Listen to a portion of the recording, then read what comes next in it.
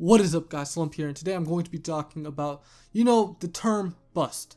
It's a term used very loosely amongst all sports, typically used to tear down prospects, players, and organizations for taking those players a lot earlier than they should have. Now, there are three key components I factor into determining whether a player is a bust or not. Now, it should be pretty simple to comprehend. It's just that people consistently still don't care. They will crown a player a bust after his first season in the league. Makes no sense to me at all. But number one, it is injuries, okay? Injuries play a key role in every single sport. One injury can ruin an entire career, but it's life, you gotta move past it. Now, when I consider factoring in injuries when discussing busts, there's one thing I have to consider, okay? And there's one thing you should also consider. Did that player have a previous injury history before getting drafted, of course? If he did and you took him early and he somehow gets hurt again, it's your fault, because we all had an idea of him re-aggravating his injury. And Joel Embiid is the perfect example for this, and as well as Michael Porter Jr. and Harry Giles. Three prospects who came in, every team knowing that they had a serious injury or injury history, and it'd be a risk or a gamble to take them, and teams do anyways, and hope that they pan out. Now, what would happen if Joel Embiid did not pan out? We would all be calling him a bust, and there's no doubt about it in my mind. What about if Harry Giles never plays a game in the NBA? Exactly. So yeah, injuries are something I actually consider when looking at potential busts.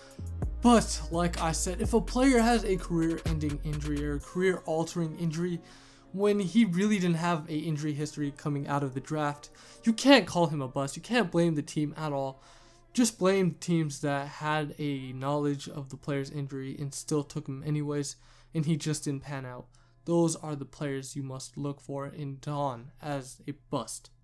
Now, number two, it's kind of obvious. Hype plays a huge role in determining which prospects are busts and which prospects are not, okay?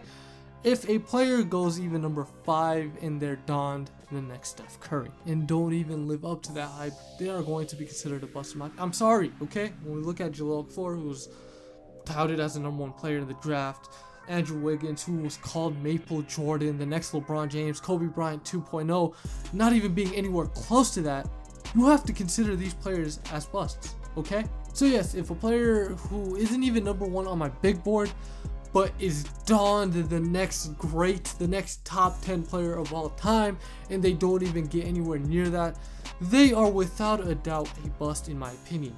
Andrew Wiggins is a guy who I like to mention a lot, a guy who I love to pick on, okay? For one of many reasons.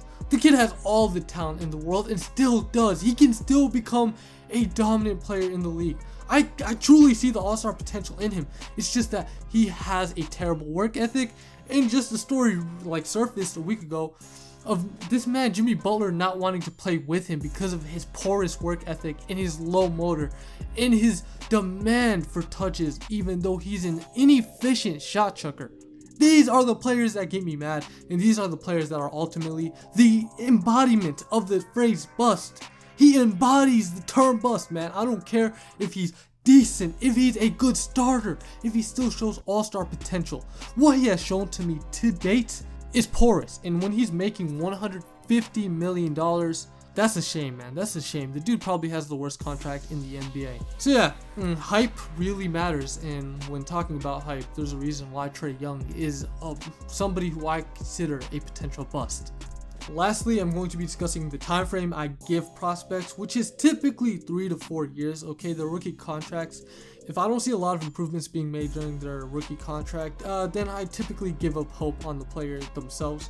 When it comes to players like Markelle Fultz, Malik Monk, Luka, Harry Giles, Jonathan Isaac, a lot of these guys had really bad rookie seasons, okay? Even if they didn't play like a Harry Giles.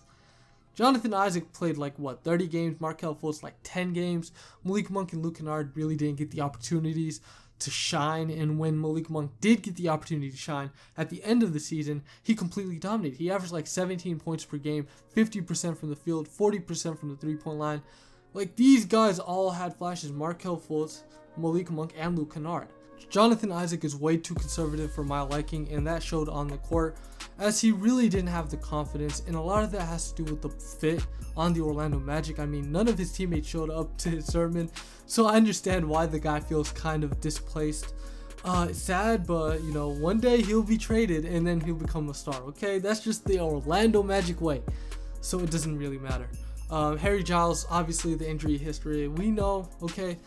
So with that being said, you know, you gotta give players time. You can't just judge a player off the rookie season, or you probably think Michael Carter-Williams is a lock for the Hall of Fame. Now, with that being said, that's been my breakdown on what makes a player a bust. So it's only fitting I give you my top 3 potential busts in the 2018 NBA draft. Number 1, Trae Young. 2, Miles Bridges. And 3, Michael Porter Jr. So if you enjoyed this video at all, make sure to leave a like, and most importantly, subscribe if you are new. Also, leave down in the comment section your number 1 potential bust in this draft class. With that being said, have a good one. Peace out.